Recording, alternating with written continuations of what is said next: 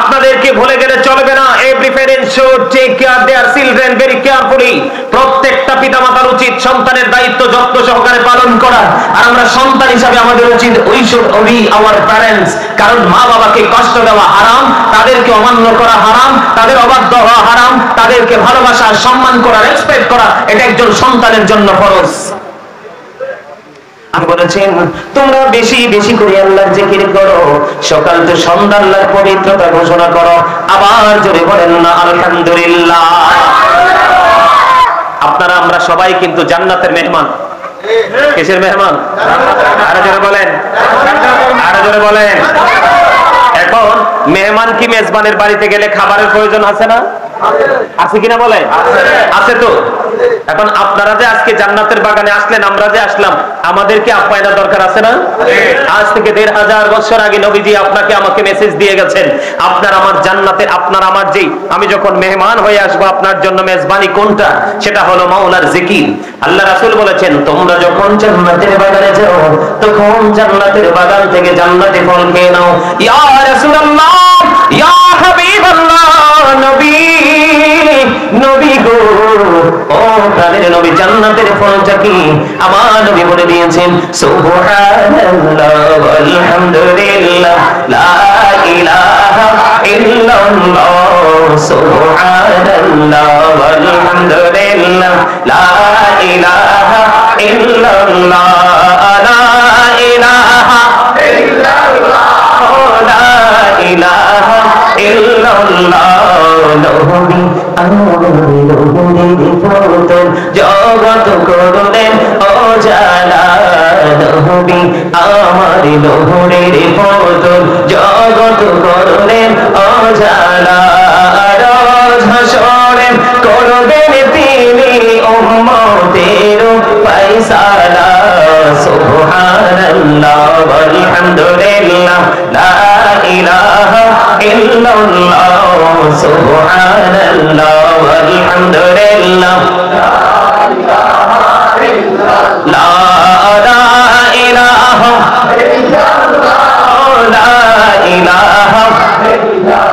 লা ইলাহা ইল্লাল্লাহ মুহাম্মাদুর রাসূলুল্লাহ সাল্লাল্লাহু আলাইহি ওয়াসাল্লাম। জোরে জোরে বলুন আলহামদুলিল্লাহ। এই যে আলহামদুলিল্লাহ বলছেন না, এটাও জিকির। All praise is to Allah, সমস্ত প্রশংসা আল্লাহর জন্য। Love for Allah and hate for Allah, ভালোবাসা আল্লাহর জন্য, ঘৃণাও আল্লাহর জন্য। আমার কিন্তু এগুলো আলোচ্য বিষয় নয়, তারপর আপনাদেরকে আলোচনা করে শোনাচ্ছি এই জন্য আপনাদের মধ্যে যেন কোনো জড়তা না থাকে। জড়তাযুক্ত মানুষ কিন্তু সমাজের জন্য বোঝা এবং সে নিজের জন্য নিজে বোঝা। জড়তাহীন মানুষ কিন্তু প্রত্যেকটা জায়গায় নিয়ামত, এটা বুঝতে হবে আপনাদেরকে। এটা জান্নাতের বাগান। এই যে আমি দুরূদ পড়েছি, অনেকেই কিন্তু দুরূদ পড়েন নাই, অনেকেই দুরূদ পড়েন নাই। জুম্মার দিনে কেউ যদি রাসূলকে ভালোবেসে মাত্র 80 বার দুরূদ পড়ে, আমার রাসূল জানিয়ে দিয়েছেন আমার আল্লাহ খুশি হয়ে তার 80 বছরের সগীরা গুনাহ মাফ করে দেয়। আমি যখন দুরূদ পড়েছি, আপনি বাদাম খেয়েছেন, আপনার নসিব কত খারাপ খেয়াল করছেন নি? কি ও চাচা, বাদাম খাওয়ার জায়গা তুই জানা রে ভাই। বাসায় ফ্যামিলি মেম্বার সবাই আছে, যা সবাই কিনে বাদাম খান, এটা অনেক মজা। তো এখানে এসে যদি বাদাম খান তাহলে খাবেন না কোথায়? বন্ধুরে আমার, দাইলামি শরীফের মধ্যে এসেছে হাদিস খানা। হাদিসের রবি হলেন হযরত আনাস রাদিয়াল্লাহু তাআলা আনহু। আমার নবী, আপনার নবী, তো জাহানের বাদশা নবী, রাহমাতাল লিল আলামিন নবী, তিনি জানিয়ে দিয়েছেন কেউ যদি মদিনার নবীর সাথে প্রেমের ডুরি লাগাইয়া প্রতিদিন যদি মাত্র 1000 বার দরুদ পড়তে পারে, আমার আপনার প্রাণের রাসূল তিনি বলে দিয়েছে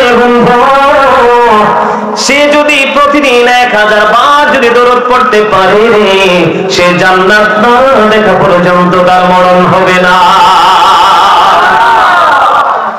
বুঝতে হবে এই পরিপূর্ণ পরিবেশটাই আপনার আমার জন্য নিয়ামত। 40 জন যদি একত্রিত হয় তাহলে এর মধ্যে একজন থাকে আল্লাহর মাহবুব বান্দা। এই একজনের উসিলায় কিন্তু আল্লাহ সবাইকে কবুল করে নেয়। আপনার আমার মধ্যে সেই খেয়াল থাকতে হবে, সেই প্রত্যাশা থাকতে হবে। কারণ এখন আমাদের মধ্যে সেই প্রত্যাশা, সেই খেয়াল, সেই ধ্যান ধারণা না থাকার কারণ আছে। সেটার কারণ হলো কি জানেন?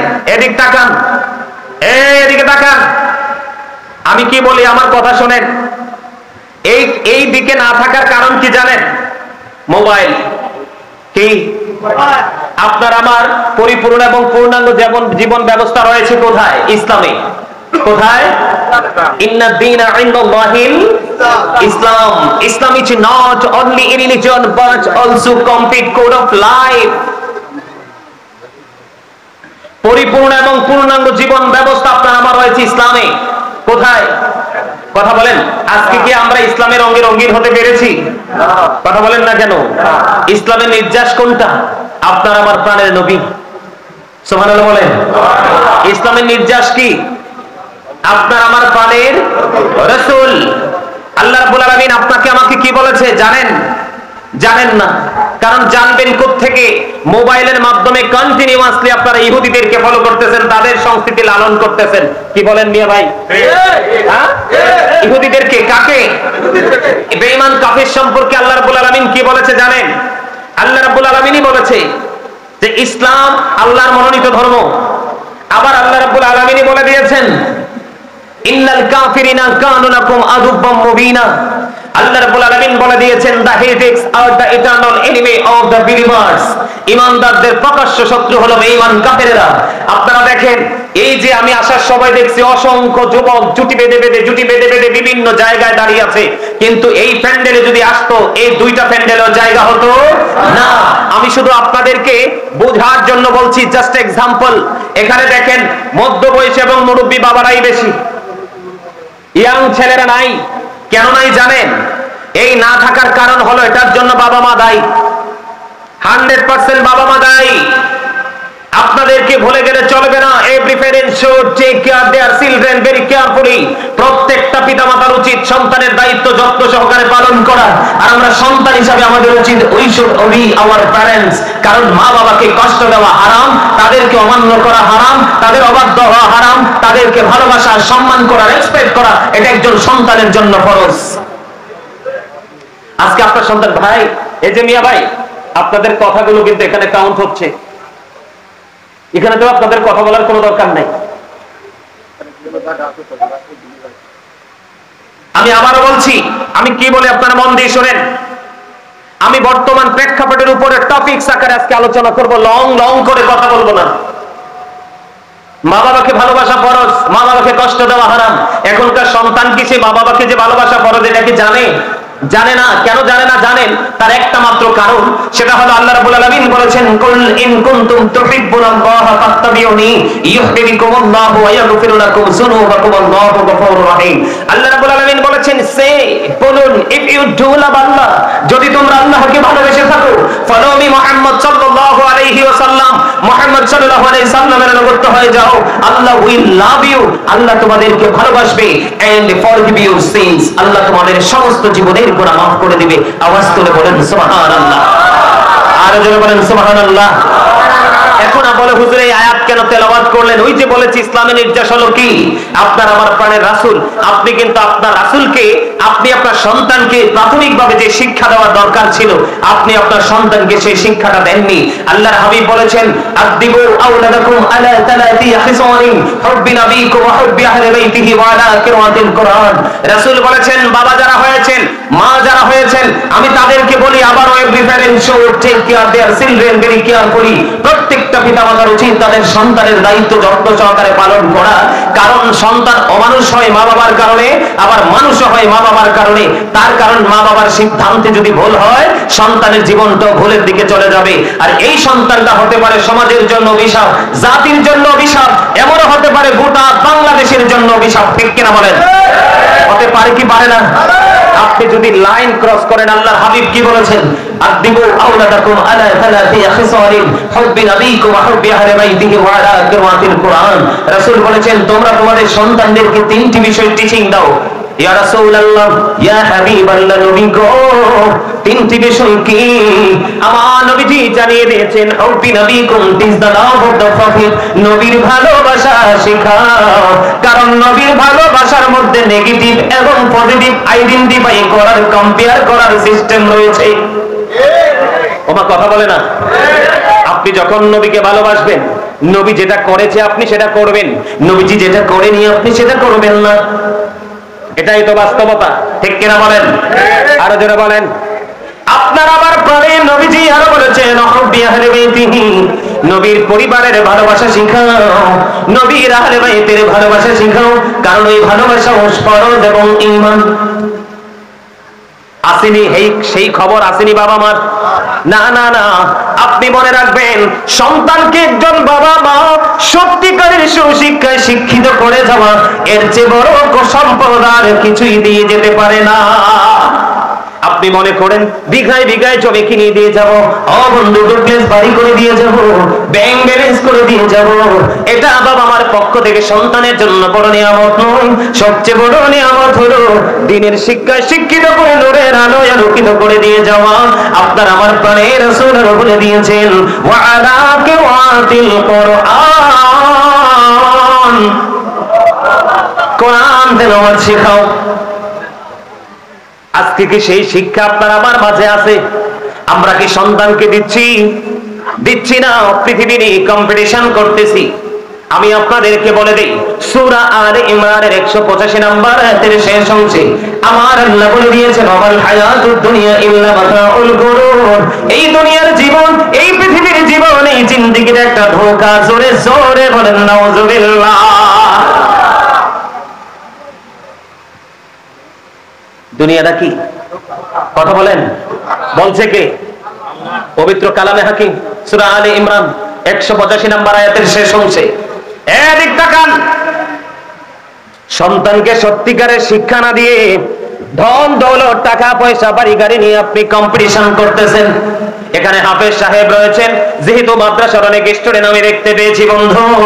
কোরআন শরীফের 19 পারা সূরা শুআরা 88 নম্বর আয়াতে আবার আল্লাহ বলে দিয়েছেন ইয়াউমা লা ইয়ানফাউ মালু ওয়ালা বানুন। আল্লাহু আকবার। মজা হয় না? একবারে মজা নাই। খাবারে লবণ না দিলে খাবার খেতে পারবেন? কেন?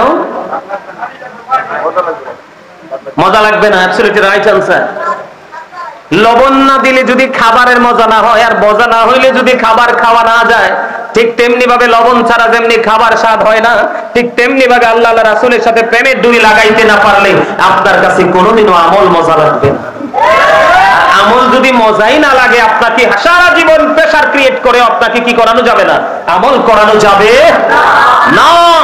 কোরআন শরীফের 19 পারা সূরা শুআরা 88 নম্বর আয়াতে আল্লাহ বলেছেন ইয়াউমা লা ইয়ানফাউ মালু ওয়ালা বানুন। আপনার ধন সম্পদ, সন্তান সন্ততি একটাও কাজে লাগবে না। কি করলেন? আরে সত্যিকারের মুমিনের কি মাথা ঠিক থাকতে পারে এই আলোচনা শোনার পরে? কথা বলেন, মাথা ঠিক থাকতে পারে? পারে না, পারে না। বলে হুজুর এই কথাগুলো কেন বললেন? একদিকে রাসূলের কাছে নিয়ে গেছি আপনাকে, কারণ রাসূলের আদর্শটা যেন আপনার মধ্যে প্রতিষ্ঠিত করতে পারেন, কারণ এছাড়া কোনো উপায় নাই। দেখিয়ে দিয়েছে কে? আল্লাহ দেখিয়ে দিয়েছে। কে দেখিয়ে দিয়েছে? আল্লাহ। আরো জোরে বলেন না আল্লাহ। আপনার আমার সমাজের মধ্যে গীবত আছে না নাই? আরো জোরে বলেন। গীবত আছে না নাই? পরনিন্দা আছে না নাই? চুগলখড়ি আছে না নাই? আছে না? এই জন্য আমি ছোট্ট একটা আয়াত আজকে তেলাওয়াত করেছি। আমার আল্লাহ বলেছেন ইয়া আইয়ুহাল্লাযীনা আমানু কু আনফুসাকুম ওয়া আহলিকুম নার। আমার আল্লাহ ইমানদারকে ডেকে বলেছেন তুমি জাহান্নাম থেকে বাঁচো এবং তোমার পরিবারকে, আহলকেও জাহান্নাম থেকে বাঁচাও।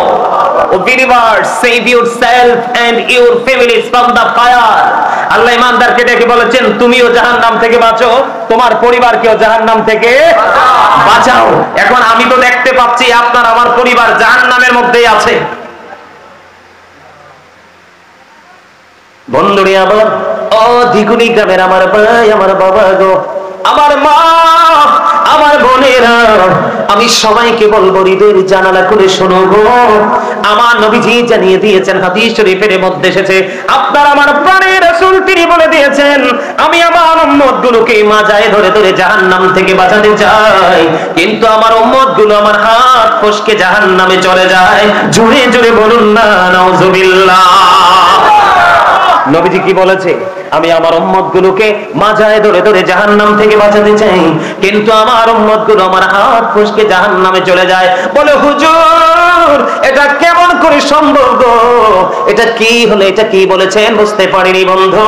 এটার কারণ হলো আপনার আমার প্রাণের রাসূল দেখিয়ে দিয়েছেন রাস্তা একটা, আপনি আমি গায়ের জোরে, টাকার জোরে, ক্ষমতার জোরে রাস্তা তৈরি করে উল্টো দিকে হেঁটে হেঁটে জাহান্নামের দিকে যাই। ঠিক কিনা বলেন?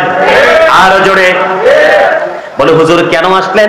আমি আজকে এই কারণে এসেছি বন্ধু, সমাজের মধ্যে যে নোংরামি হচ্ছে, সমাজের মধ্যে ইসলাম বিদ্বেষী কাজ হচ্ছে, কিছু কিছু মানুষ বন্ধু তাকে সাপোর্ট দিচ্ছে, এই কারণে আমি গীবতের কথা বললাম, পরনিন্দার কথা বললাম, সুগুলখুরির কথা বন্ধ বললাম। আল্লাহর হাবিবকে প্রশ্ন করা হলো, ইয়া রাসূলুল্লাহ, ইয়া হাবিবাল্লাহ, উত্তম মুসলমানকে, উত্তম পুরুষকে, উত্তম মানুষকে? আমার নবীজি জানিয়ে দিয়েছেন, যার হাত এবং জবানের ক্ষতি থেকে অন্য মুসলমান নিরাপদ, সেই হলো উত্তম মুসলমান। তার মানে আমার হাতের ক্ষতি থেকে আরেকটা মুসলমান কি নিরাপদ? তার মানে আমার হাত দিয়ে কোনো মুসলমানের ক্ষতি হয় নাই। কথা বলেন না কেন? আমার হাত দ্বারা কোনো ইমানদার মুমিনের ক্ষতি হয় নাই।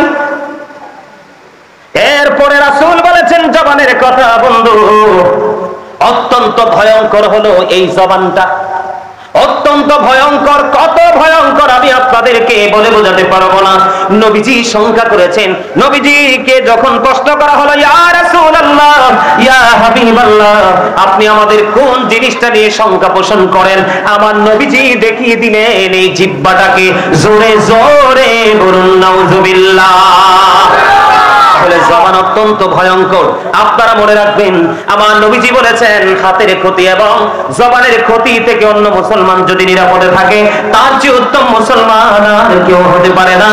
এখনকার বর্তমান প্রেক্ষাপটের মুসলমান হাত দ্বারা যেমনি একজন মুসলমানের ক্ষতি করে, ঠিক তেমনি ভাবে মুখ দ্বারা তার চেয়ে বেশি কৌশল খাটিয়ে মানুষের ক্ষতি করে। আছে না নাই? এই সুন্নিয়ত দিয়ে লাভ হবে কি? এই টুপি দিয়ে লাভ হবে কি? এই দাড়ি দিয়ে লাভ হবে কি? এই পাঞ্জাবি দিয়ে লাভ হবে কি? আল খেলনা দিয়ে বন্ধু লাভ হবে কি? আমি আপনাদেরকে বলে দিতে চাই বন্ধু, আল্লাহর হাবিব জানিয়ে দিয়েছেন, ও বন্ধু, যেই ব্যক্তি তার দুই চোয়ালের মধ্যখান এবং দুই রানের মধ্যখানের দায়িত্ব নিতে পারবে, আমি নবীজি তার জান্নাতের দায়িত্ব নিয়ে নিব। আওয়াজ তোরে তোরে বলুন না সুবহানাল্লাহ।